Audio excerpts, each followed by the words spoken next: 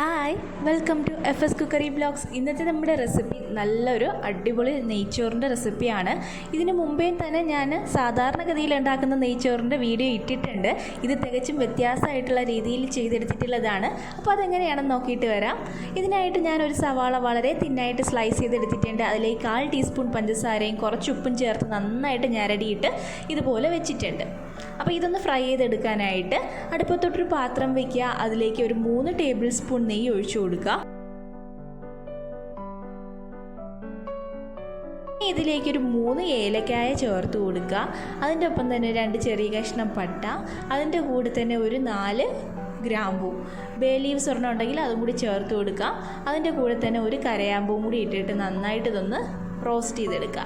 അതിനുശേഷം നമ്മൾ നന്നായിട്ട് ഞരടി വെച്ചിരിക്കുന്ന ഈ ഉള്ളിയും കൂടി ചേർത്തിട്ട് ഗോൾഡൻ നിറം ആകുന്ന സമയത്ത് കോരി മാറ്റാം. അപ്പോൾ ഞാൻ കുറച്ച് കോരി മാറ്റി വെച്ചിട്ടുണ്ട് കേട്ടോ, ലാസ്റ്റ് ഡെക്കറേഷന് വേണ്ടിയിട്ട് ഇട്ട് കൊടുക്കാനായിട്ട്. ഇനി ഇതിനകത്തൊരു സ്പെഷ്യലായിട്ടുള്ളൊരു കൂട്ടാണ് ഈ തേങ്ങ കുറച്ച് എടുത്തിട്ടുണ്ട് കേട്ടോ. ഒരു പിടി തേങ്ങ എടുത്തിട്ടുണ്ട്, ഒരു 6 കാഷ്യൂനട്ട് എടുത്തിട്ടുണ്ട്, 1 ടീസ്പൂൺ കസ്കസും കൂടി വെള്ളത്തിൽ കുതിരാനായിട്ട് മാറ്റി വെച്ചതിന് ശേഷം നന്നായിട്ട് കുതിർന്ന് വരുന്ന സമയത്ത് നന്നായിട്ട് ഇതൊന്ന് അരച്ചെടുക്കണം. ഇനി നമുക്ക് കുറച്ച് കാഷ്യൂനട്ട് നമുക്കിതുപോലെ നമ്മുടെ നെയ്യിലിട്ടിട്ട് ഒന്ന് മൂപ്പിച്ചെടുക്കാം. എന്നിട്ട് കോരി മാറ്റുന്നുണ്ട്. ഇതിൻ്റെ ഒപ്പം തന്നെ കുറച്ച് റൈസിൻസും കൂടി ഇട്ട് കൊടുക്കുക. എന്നിട്ട് അതൊന്ന് മൂപ്പിച്ചെടുക്കുക. അതിനുശേഷം കോരി മാറ്റാം. ഇനി ഡെക്കറേഷൻ ആവശ്യമായിട്ടുള്ള ഉള്ളിയും റൈസിൻസും കാഷ്യൂനട്ടും ഒക്കെ മാറ്റി വെച്ചതിന് ശേഷം ബാക്കി ആ പാത്രത്തിൽ തന്നെ വെച്ചിട്ട് ആ പാത്രത്തിലോട്ട് തന്നെയാണ് 2 കപ്പ് ചൂടുവെള്ളം ഞാൻ ഒഴിച്ചു കൊടുത്തിട്ടുള്ളത്. ആവശ്യത്തിന് ഉപ്പും കൂടി ചേർത്ത് കൊടുത്തതിന് ശേഷം നമ്മളിപ്പോൾ അരച്ചെടുത്തിരിക്കുന്ന തേങ്ങ, കാഷ്യൂനട്ട്, കസ്കസ് പേസ്റ്റ് ഇതിനകത്തോട്ട് ഒഴിച്ചു കൊടുക്കുക. നിങ്ങൾക്ക് ഇങ്ങനെ ഒഴിച്ചു കൊടുക്കാൻ താല്പര്യമില്ല എന്നുണ്ടെങ്കിൽ അരിച്ചെടുത്തതിന് ശേഷം മാത്രം ഒഴിച്ചു കൊടുത്താൽ മതി കേട്ടോ. ഇനി നന്നായിട്ടൊന്ന് മിക്സ് ചെയ്ത് യോജിപ്പിക്കുക. ഇനി ഇതിലേക്ക് 2 പച്ചമുളകും കൂടി ചേർത്ത് കൊടുക്കുക. നന്നായിട്ട് തിളവരുന്ന സമയത്ത് 20 മിനിറ്റ് കുതിരാനായിട്ട് മാറ്റി വെച്ചിരിക്കുന്ന ബസ്മതി റൈസ് നന്നായിട്ട് ഡ്രെയിൻ ചെയ്തതിന് ശേഷം തിളച്ചുകൊണ്ടിരിക്കുന്ന വെള്ളത്തിലേക്ക് ഇട്ട് കൊടുക്കുക. ഹൈ ഫ്ലെയിമിൽ തന്നെയാണ് കേട്ടോ ഇരിക്കുന്നത്.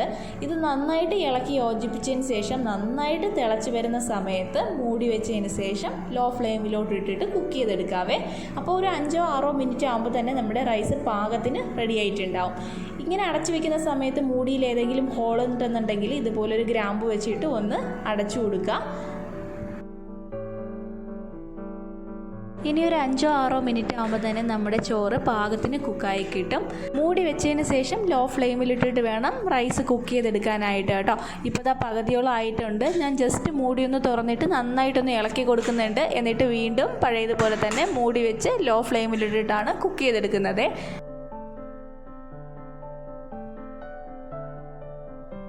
ഇപ്പം നമ്മുടെ ചോറൊക്കെ പാകത്തിന് റെഡി ആയിട്ടുണ്ട് കേട്ടോ. നല്ല മണമാണേ. നമ്മൾ സാധാരണ നെയ്ച്ചോറ് ഉണ്ടാക്കുന്ന മണത്തിനേക്കാളും എക്സ്ട്രാ മണമാണ് കേട്ടോ ഈ ഒരു ചോറിന്. നിങ്ങൾ ഒരിക്കലെങ്കിലും ഇങ്ങനെ ഒന്ന് ട്രൈ ചെയ്ത് നോക്കണേ. ബീഫ് ഫ്രൈ, ബീഫ് പെരളൻ, അതുപോലെയുള്ള എല്ലാ കറികൾക്കും വളരെ നല്ല കോമ്പിനേഷനാണ്. കറി ഇല്ലാതെയും നമുക്ക് കഴിക്കാൻ പറ്റുന്ന രീതിയിലാണ്. അങ്ങനെ ഒരു ടേസ്റ്റാണ് ഈ ഒരു ചോറിന്. അപ്പോൾ ട്രൈ ചെയ്യാത്തവർ ഒരിക്കലെങ്കിലും ഇതുപോലെ ഒന്ന് ട്രൈ ചെയ്ത് നോക്കാം. നിങ്ങളുടെ ഫീഡ്ബാക്ക് എന്നെ അറിയിക്കുക. വളരെ ടേസ്റ്റി ആയിട്ടുള്ള ഈ ഒരു ചോറ് നമുക്ക് കറിയൊന്നും ഇല്ലാതെ തന്നെ നമുക്ക് ചുമ്മാ കോരി കഴിക്കാവുന്നതാണ്.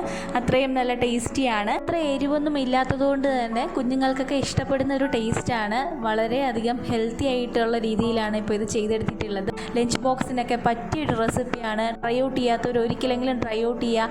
വീഡിയോ ഇഷ്ടമാണെങ്കിൽ സബ്സ്ക്രൈബ് ചെയ്യാത്തവരൊന്ന് സബ്സ്ക്രൈബ് ചെയ്തും കൂടെയുള്ള ബെല്ലൈക്കൺ ഒന്ന് പ്രസ് ചെയ്തും സപ്പോർട്ട് ചെയ്തേക്കണേ.